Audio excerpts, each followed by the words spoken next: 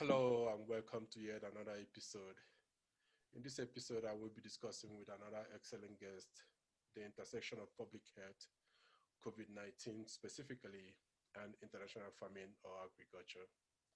And to analyze this today is no other person than a young Nigerian who has made a mark in global agriculture and has published and presented many of his research in reputable journals and conferences.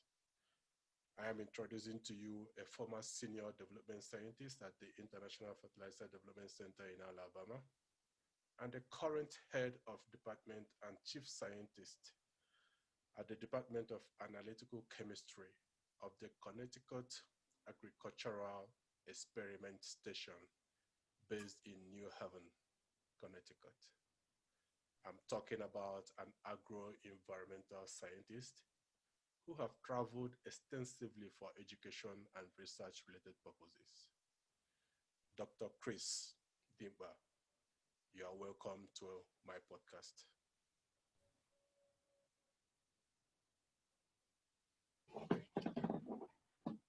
Hello, Dr. Nduka. Thank you for the kind introduction, and it is my pleasure to be on your podcast today. Thanks, and thank you for honoring my invite, Dr. Dimkpa. Dr. Dimkpa, as you know full well, many of my listeners will be wondering what agriculture has got to do with COVID-19. But there's no doubt that population health is influenced by society and the environment. For example, access to food and exposure to agents in the air and soil are strong social determinants of health. Dr. Dimkpa, what more can you tell us about agriculture or international farming in relation to public health? Yes, of course. There's a very strong correlation between public health and agriculture. As you may know, feeding the world sustainably requires certain inputs. And some of those inputs include things like fertilizers and pesticides. So there's an axiom that to feed half of the world, you need to have nitrogen in your soil. Therefore, we produce nitrogen fertilizers to feed the soil, which then feeds the crop, and then which then feeds the humans. However, nitrogen fertilizers have several negative outcomes. For example, when you apply nitrogen to the soil, at least 70% of your nitrogen is lost.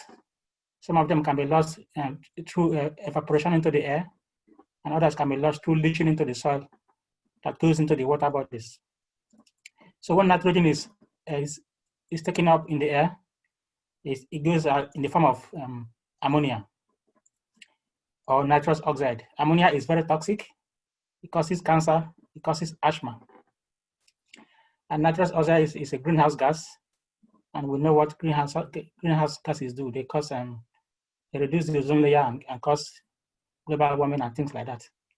So, and for the leaching side, when the nitrate goes into the soil, pollutes the soil, and then goes into the water, pollutes the water, causes eutrophication, whereby oxygen is reduced in the water, and you have dead zones, like you have dead fish and dead other sea animals. And then for us human beings, when you take the water and consume, you can get also cancer from the nitrate in the water. So that's a clear effect of nitrate, of nitrogen fertilizers. But it's not just nitrogen alone. You also have other pesticides used for agriculture, like copper. And copper is toxic and can affect our proteins, our DNAs, and disrupt our physiology. So that's a serious impact in public health if it happens at a large scale. And we know people use a lot of pesticides in their crops, especially in developed countries like the US and Europe and China, where they grow in very large expanse of land. There are serious effects on the negative side. However, there are also positive effects of agriculture in public health. For example, many soils around the world lack zinc in the soil. About 33% of the world's soils lack zinc, especially in Africa, in Asia, and also here in the US, in the southern part of the US. So with that, when you grow your crop in such soils, and you harvest your crop and consume that crop, you don't get enough zinc that you need for your body. Zinc is a very essential element. helps us with our cognitive, helps kids for to prevent stunting. And in fact, zinc is very essential for keeping us healthy against even infectious diseases, including actually also COVID-19. So you find all of these interactions between agriculture and public health, especially based on the use of inputs such as fertilizers and pesticides. I recognize the fact that you mentioned several effects of nitrogen fertilizer on human and environmental health. In what ways can some of these effects be reduced, Dr. Dimkpa? Yes, you can reduce those effects, and one of the ways will be, again, going back to nitrogen. If you have to predetermine how you want to apply your nitrogen to the soil. So that's what they call 4 R's. 4 R's. So that's a way of using your nitrogen fertilizers responsibly. So the first R is putting your fertilizer in the right place. That means you put it as close to the plant as possible, not far away. It needs to be close to the plant so the roots can get at it and absorb it. You need to use the right product. So you look for good fertilizers and use not just any fertilizer you find in the market. You need to apply it at the right time. That means not all the time that the plant needs nitrogen. You need to study your plant and know when they need nitrogen. You give them the nitrogen and then they can take it up. Just that's synonymous with humans. When we feed when we are hungry, I think we make better use of the food than when we are not hungry. So by designing those 4 R's, you are able to really prevent a lot of losses from your fertilizers, and then you are sure that the plants can take them up.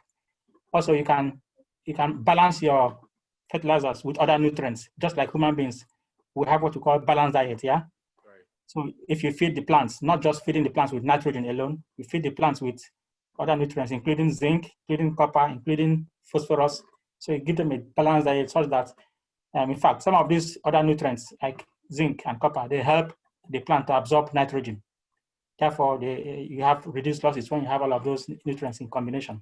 So those are some of the ways whereby you can minimize the effect of nitrogen losses that affect public health in general.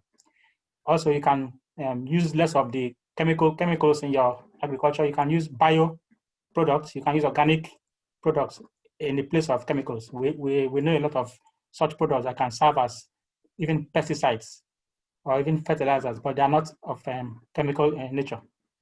They are of organic nature, and they assist the plant to take up nutrients from the soil. So those are some of the ways you can reduce your application rates for nitrogen while balancing other nutrients in your formulations.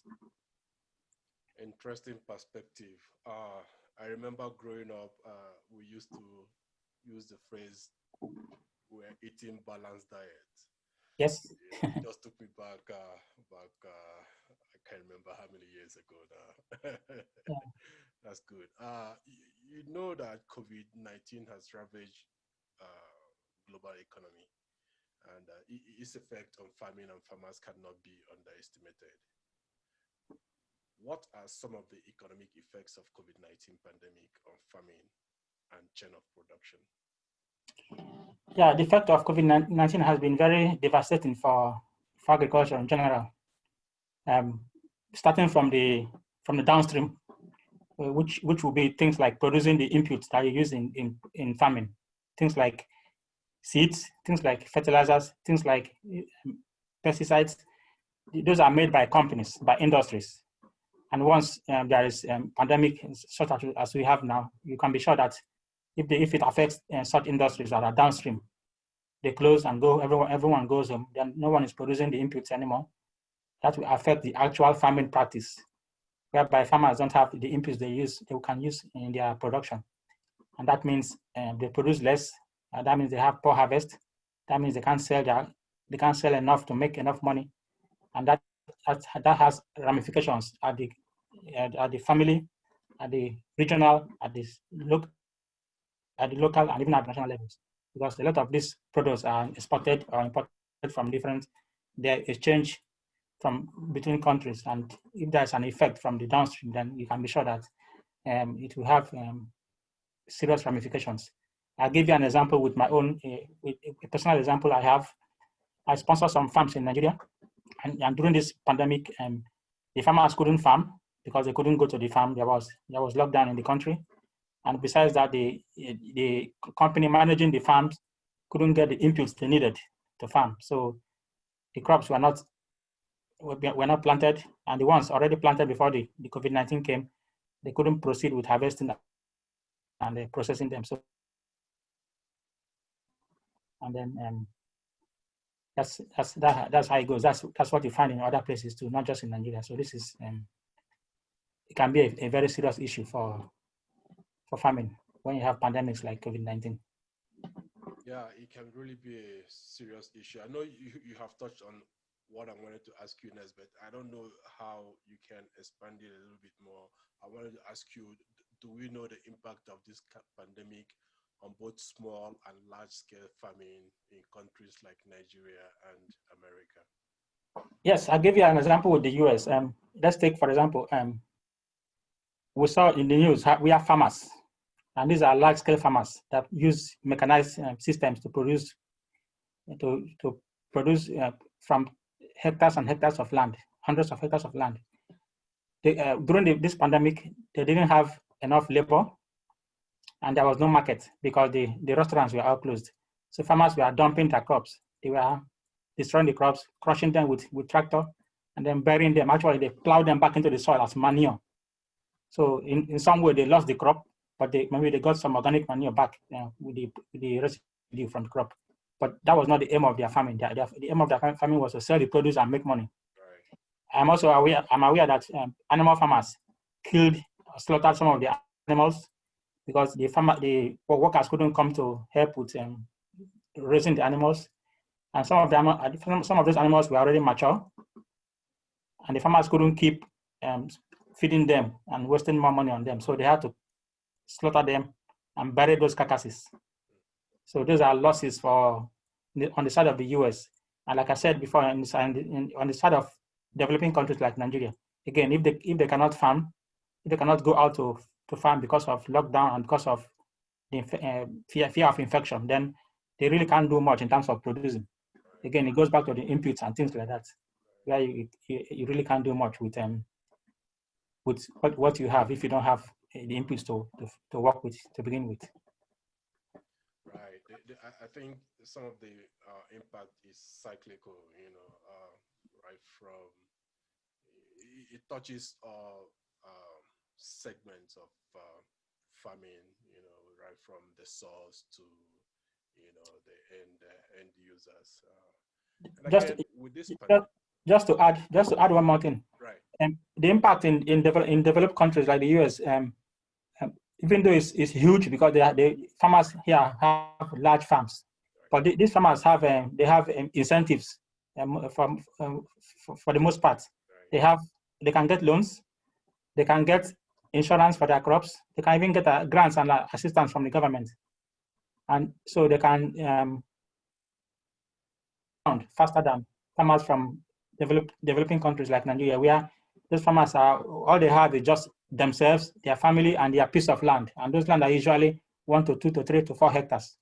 So if you lose it's easy to lose things, small things like small hectares of land, because they are always it's not a lot of there's no space, no wiggle room, because you are just concentrated on a small plot of land. So if anything happens there, it's almost like devastating for them. So for those kind of farmers, it will be harder to rebound, but at least they have their land. They can just keep plowing and keep working in the next season. Right on. Thank you for injecting that fact into this discussion, because I agree with you that farmers in the US will definitely rebound, because they're involved in large-scale farming, and they get all kinds of assistance from the government and from non-government agencies as well.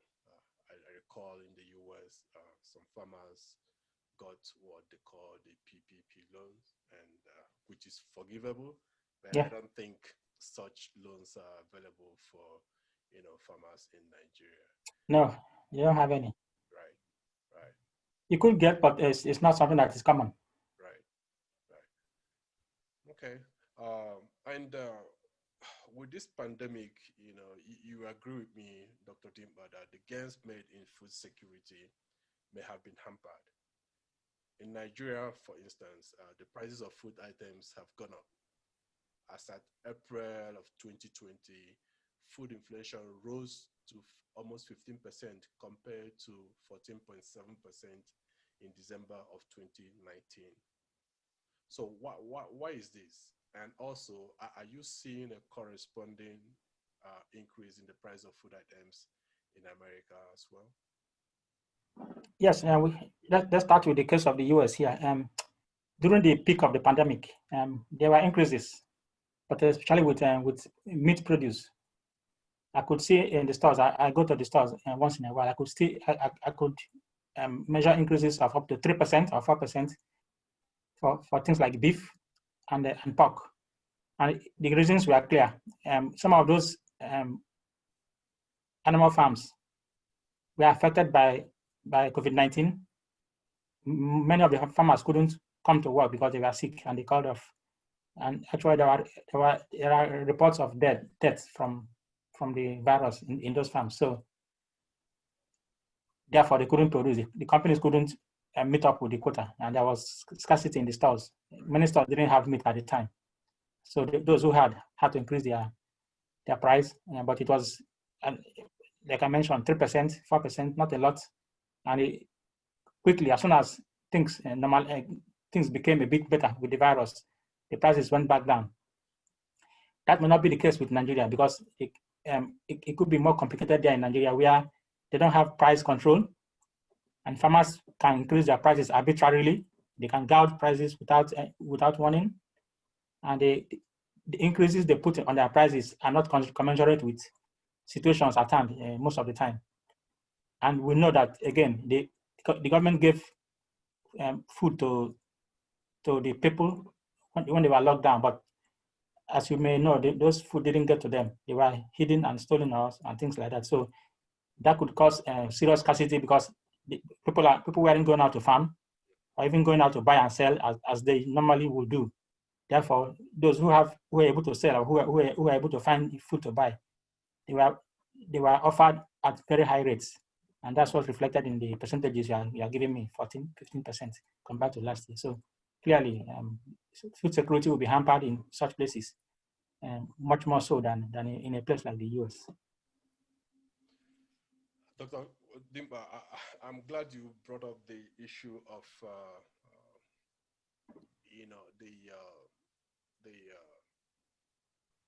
the gifts the Nigerian government gave its citizens during the lockdown, but they were locked in warehouses.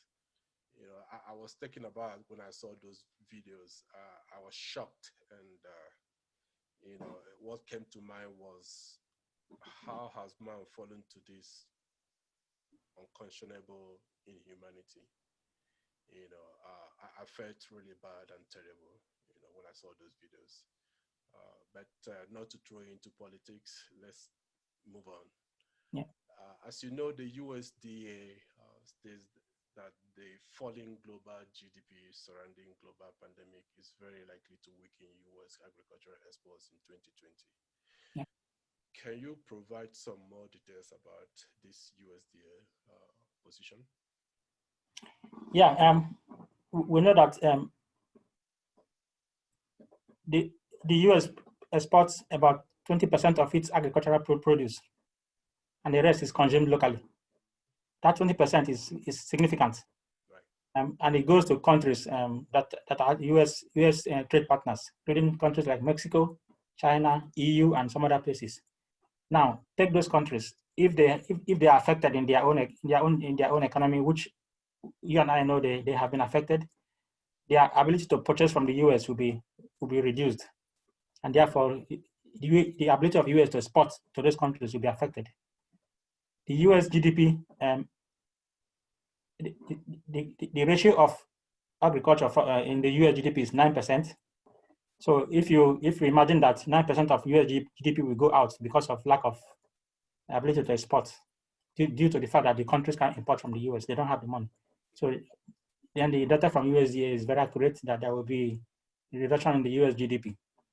Now, in terms of hard cash, it is estimated that about $500 million will be lost in the US GDP compared to last year, and that's for the US. And in other countries, those who are US partners, they will be seeing reductions of between 5 and 6%, and that means also they are not able to buy because they don't have the money, and that's why you see that reduction.